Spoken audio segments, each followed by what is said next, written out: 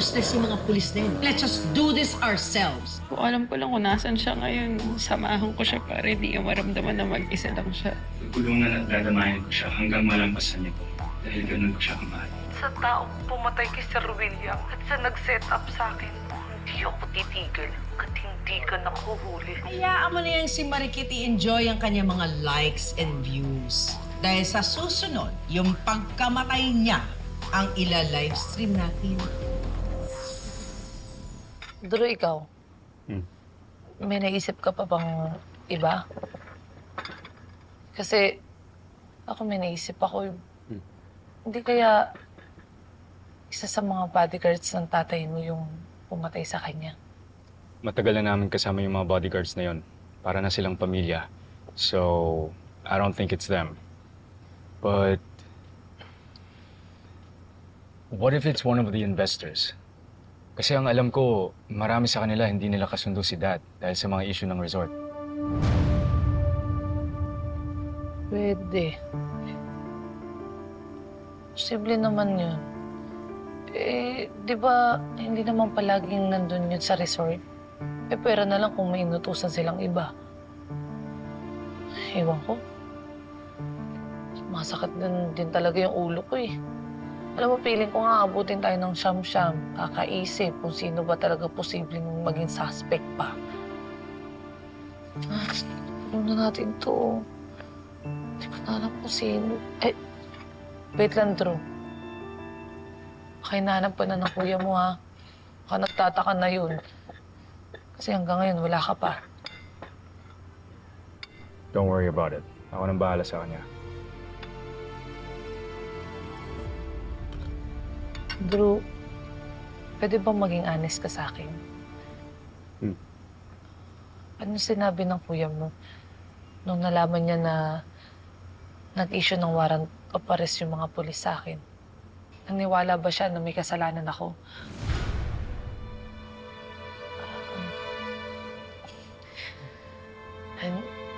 Gets ko naman. Hindi ko rin naman talaga masisisi si Sir Macho. Kahit ako, kung titignan ko yung ebidensya, mukha talaga ako yung may kasalanan. Tama. Huwag ka na malungkot. Malay mo.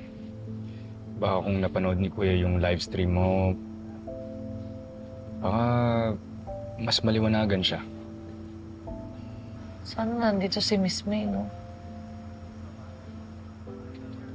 Sa tingin mo, kung nandito si Miss May, maniniwala din ba siya na may kasalanan ako? I know my mom would believe you. Baka siya pa ang unang tutulong at magtatanggol sa'yo.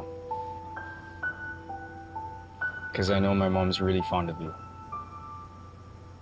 At alam niya na mabuti ang kalooban mo.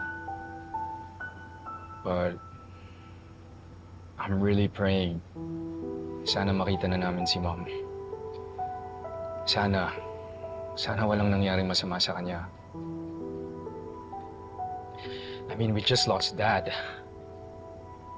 Hindi ko kakayanin if we lose Mom too.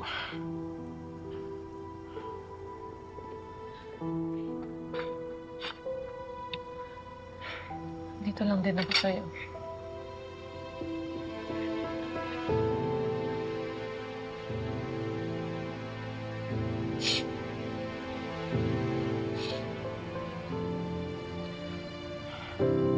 Okay ba?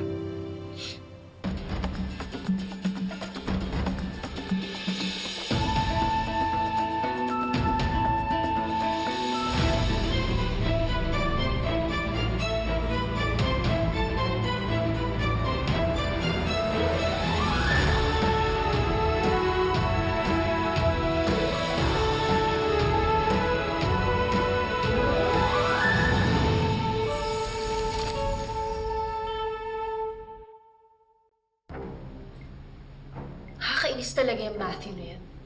Na-accuse na nga si Ikit ng murder. Tapos hindi niya pa makalimutan. Oh, I'm so sorry to hear that, attorney. Pero alam mo, huwag ka na mapikon kay Matthew. Instead, i-channel mo na lang yung galit mo kay Marikit. After all, she is the real enemy. I really wish mahanap na yun si Ikit. Para makulong na siya. Kahit di naman ako, gusto ko rin makulong si Marikit.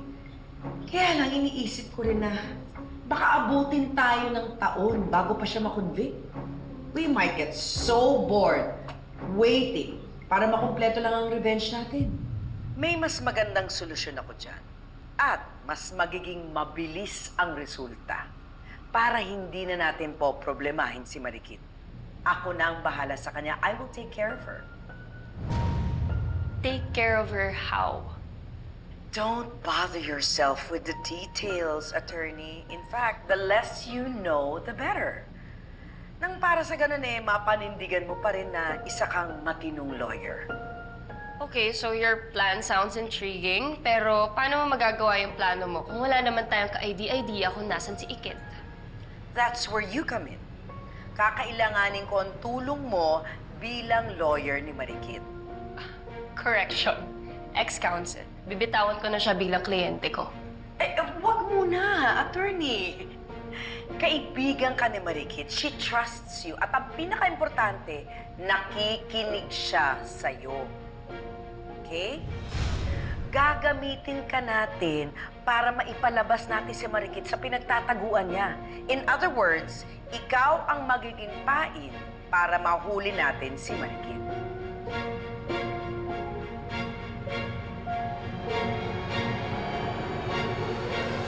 Gemalu, ito yung listahan ng mga pinagsususpetsahan namin ni Drew. Ha? Sila din yung posibleng pumatay kay Sir William at sa nag-set up sa akin. Ipapasa ko na lang to kay Kaloy, sa inyong dalawa, ha? Gemalu, pwede pa akong makiusap sa inyo. Total, nasa resort kayo, di ba? Tulungan niyo naman ako. Manmanan niyo tong mga taong to. Tapos kapag may kahinahinala silang mga kilo, sabihin niyo sa akin kagad, ha? Oo naman, kami nang bahala ni Babe. Pero ikaw, kumusta ka naman dyan? Sigurado ka bang safe ka dyan? Oo. Okay lang ako. Huwag niyo akong iisipin.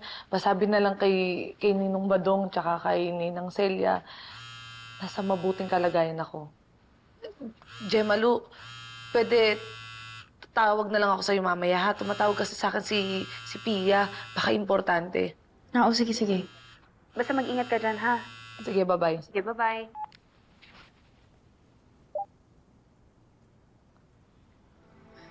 Hello, Pia. Ikit! Oh my God, I'm so glad you answered my call. Alam mo, ilang araw na ako nag-aalala para sa'yo. Bakit mo naman kasi tinakbuhan yung kaso tapos nag-flee ka na lang bigla? Pasensya ka na, Pia, ha? Ayoko kasing arestuhin ako ng mga pulis, eh. Lalo na nung nalaman ko na murder pala yung sinampang kaso sa akin. Eh, paano kung nahuli ako? Tapos hindi ako makapagpiansa, di ba? Oo nga, Ikit. Alam ko mahirap tanggapin dahil habang dinidinig yung kaso, makukulong ka.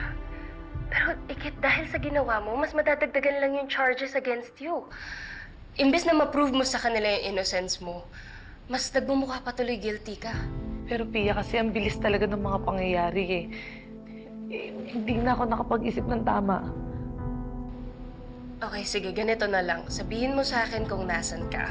Pupuntahan kita. Tapos pag-usapan natin kung anong pwede natin gawin sa nangyayaring sitwasyon ngayon.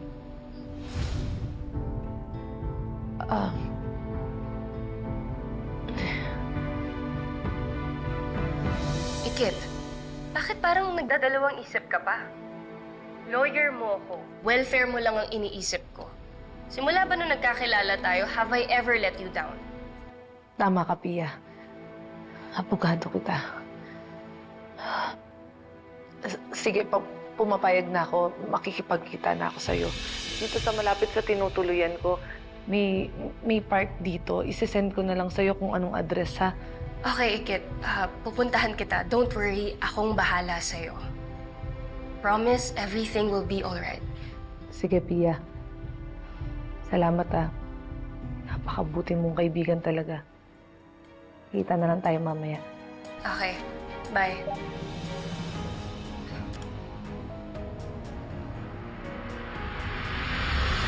O ano? Naniwala ba siya sa'yo? Naging effective ba yung acting mo? Well, mukha naman wala siyang clue na she's heading into a trap. Send ko na lang sa yung address na sinend niya sa akin. I've done my part, now do yours.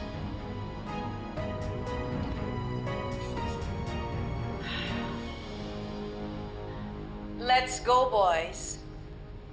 Huwag na nating paghintayin si Ikit. She cannot be late for her own funeral.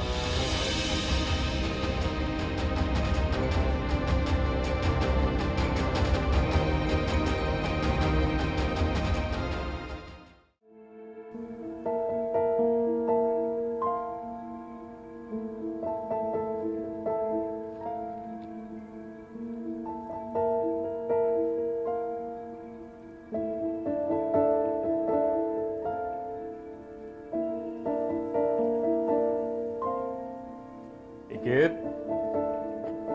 I brought you some food. May dala rin akong ibang supplies para sa atin. Kit? Kit?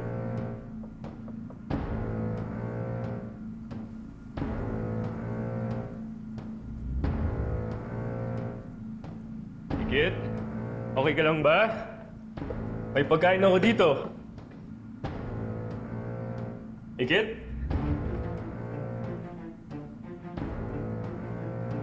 Ikit?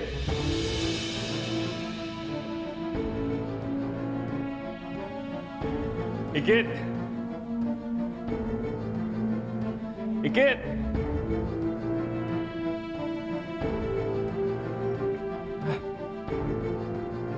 Ikit?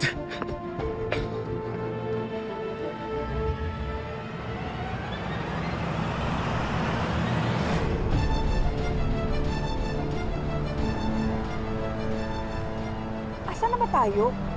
Malapit na ba tayo doon sa meeting place? Mga 1 kilometro pa po, madam. Pwes, paliparin niyo tong van dahil gusto ko nang makarating doon. Opo, madam. Uy, bilisan mo dyan!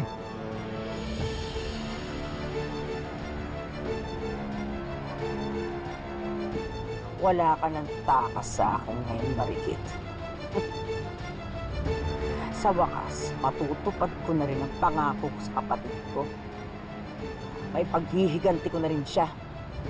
Pahihirapan at pagtutusain niyo na kita bago kita patayin. Katulad ng ginawa namin ni Angela sa nanay mong si May.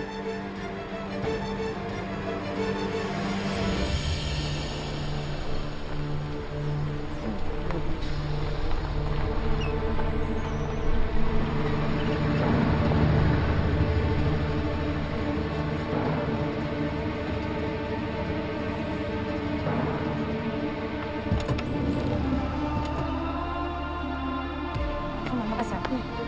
Bitawan mo ko. Sumama ka sa akin. Ano ka ba? Tulong! Basta sumama ka sa akin.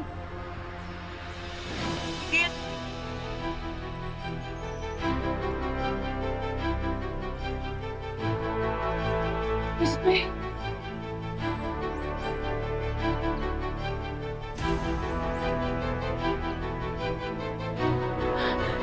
Miss May.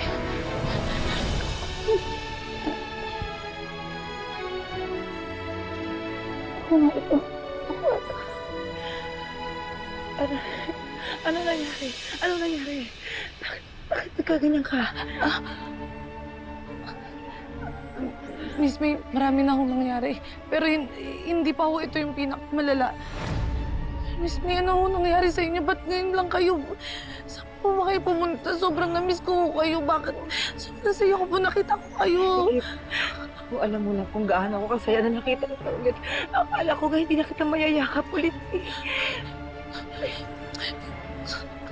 Kayo naman kasi, Miss May, ba't naman hindi ho kayo sumasagot sa mga tawag, sa mga message ni Sir Matthew tsaka ni Drew? Tapos ang tagal ho namin kayong inantay. Tapos sinahanap-hanap po namin kayo kahit saan. Okay, saka na tayo mag-question and answer, ha? Wait, halika na, umalis na tayo. Pero Miss May, meron po kasi ako inaantay ngayon si Pia po. Baka papunta na po siya. Sobrang importante lang. Kontakin mo na lang siya. Ha? Halika na. Baka mamaya may makakita pa sa'yo, makilala ka. Halika na. Tara na. Dali.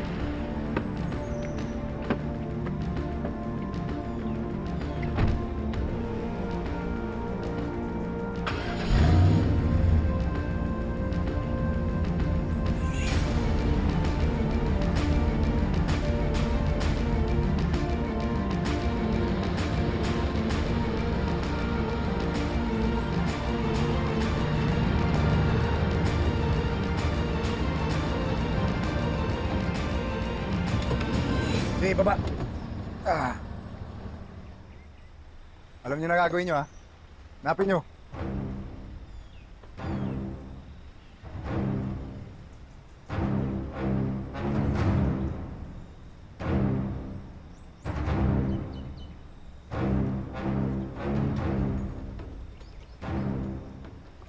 Boss, hindi namin nakita dun eh. Nangyari? Ba't ang tagal? Ang sabi ni Pia, nandito na yung buwisit na marikit na yan. Why the hell can't you find her? Madam, hinalughog na nila yung buong lugar eh, pero wala silang nakita. Hindi nila makita rito si Ikit.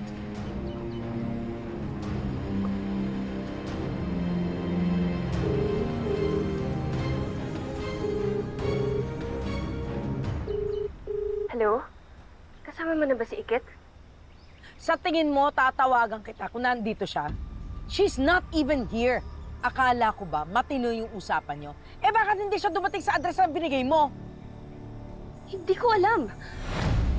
Kanina nung magkausap naman kami, she sounded serious na makikipagkita siya sa akin. Well, clearly, pinaasa tayo ng gagang yon. Malamang may nangyari kaya nagbago isip niya. Oh my God. Hindi kaya nakakahalata na siya? Baka aware na siya na tinutulungan kita against her. I don't care what she thinks. Ang mahalaga, mahanap mo siya dahil hindi ako papayag na matakasan ko ng puwisit na babaeng yon. Nag-uumpisa palang paghihiganti ko sa kanya. Tara na! Pasok, pasok! Tara na! Pasok!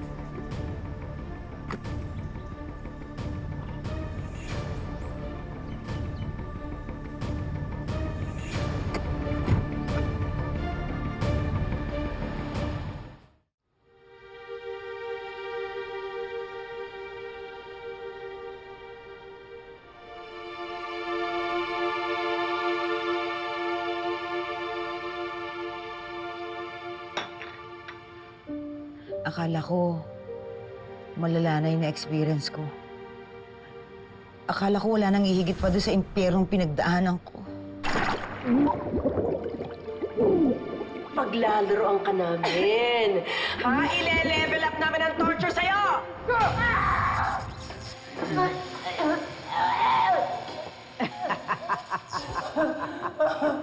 Ano na, kamusta ka na? Uy, buhay pa siya. Kaya pa, isa pa!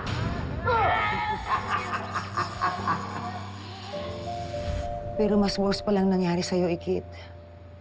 Ikit, sorry ha, kung di man lang kita natulungan ng mga oras na kailangan mo ako. Sorry kung hindi man lang kita naprotektahan.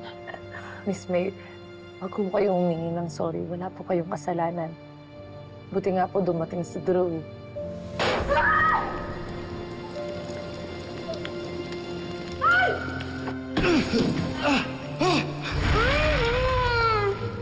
Ikit!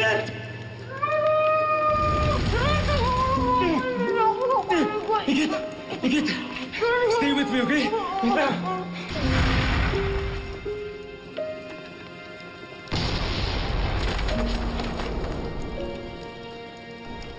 Niligtas niya po ako. Kasi baka kung hindi po dahil sa kanya, baka wala na rin po ako ngayon. Okay na po ako ngayon. Hindi okay, Ikit. Kung naging matapang lang sana ako, kung naging malakas lang sana ako, siguro nakatakas ako agad. At nagkatulungan kami ni Drew at saka ni Matthew. Sana hindi ka napahamak. Sana hindi nagkaroon ng peklat yung mukha mo. Kung nakatakas na sana ako agad, sana nailigtas ko ang asawa ko. Sana hanggang ngayon nandito siya nakakausap ko. Where have you been? Kung talaga napaka-clingy mo, Pangga. Nayayak ko si William. That's why you're my girl.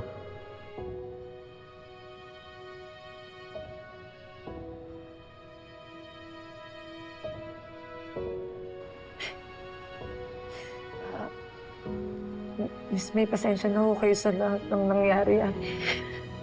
Lalo na po sa pagkamatay ni Sir William. Miss May, huwag ho kayong maniniwala sa lahat ng mga bali-balita, Hindi po totoo talaga na may kinalaman po ako sa pagkamatay ni Sir William. Hindi ko po kaya makasakit ng ibang tao, lalo na po si Sir. Promise po. Alam ko naman wala ka kasalanan, Ikit. Itong mga nangyayari sa buhay ko ngayon. Isa lang may kagagawa nito. Sisiguraduhin kong sasaktan ko ang lahat ng mahal mo sa buhay. At wala kang magagawa. Si Soraya. Soraya? Yun po yung investor niyo sa resort, di ba?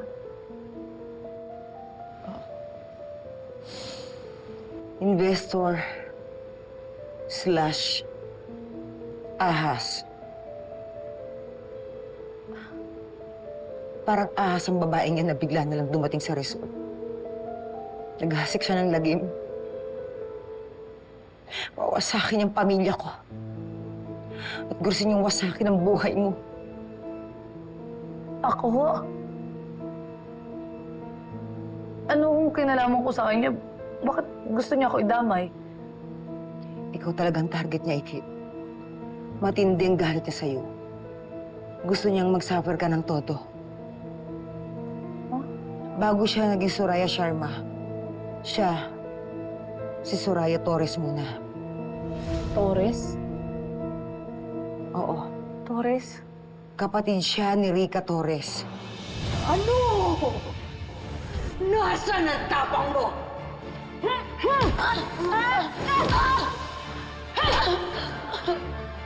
Soraya Sharma, latest investor and business partner ni William.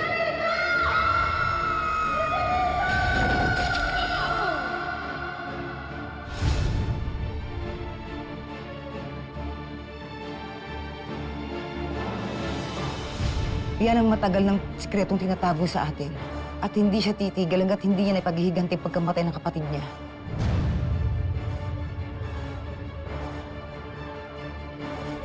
Sino man nag-edit nito, napakalupit niya. Karirin mo yung pag-review ng CCTV kasi inaasahan tayo ni Beshi. Ang tanga-tanga pa rin talaga ni Kit for still trusting you. O sige, paano natin magagawa yung plano natin against her? Kailangan may gawin tayo para malaman natin kung sino talagang pumatay kay Dad. When we find out who the real criminal is, we're gonna make he or she pay for what they've done. Tay ko na lang ba naidama niya pati mga anak ko? Kailangan nilang malaman na buhay ako.